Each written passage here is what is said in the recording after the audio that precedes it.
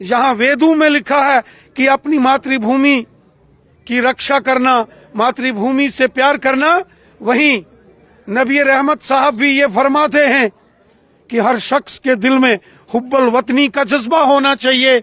मतलब हर शख्स के दिल में अपने वतन से मोहब्बत होना चाहिए। तो वंदे मातरम जो मादरे वतन को सलाम करता है, उसी हुब्बुल वतनी के जज्बे को दर्शाता है।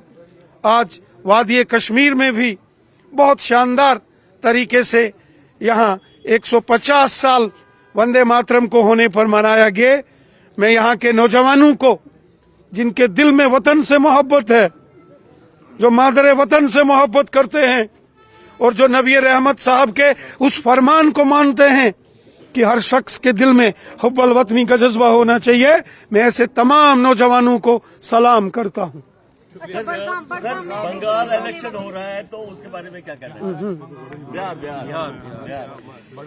बिहार में पहले चरण के मतदान में बम्पर वोटिंग हुई है और मुझे लगता है कि श्रीमान नीतीश कुमार साहब के नेतृत्व में फिर से एनडीए की, बीजेपी की हुकूमत बनने वाली है। तो नगरोटा और बडगाम में का भी इलेक्शन है। जम्मू रैली करके आए, कैसे जोश लगा आपको? जम्मू कश्मीर की 2 असेंबली सीटों पर बाई इलेक्शन 11 नवंबर को होने वाला है। नगरोटा की assembly seat Bharatiya Janata party शानदार अंदाज में जीतेगी।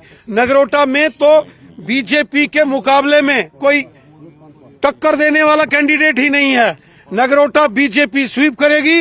रही बात बडगाम की, तो बीजेपी को काफी सपोर्ट मिल रहा है। मैं लगातार वहां हमारी कैंपेन चल रही है और मैं यकीन के साथ कहता हूं कि बीजेपी का अच्छा परफॉर्मेंस बडगाम में भी रहे।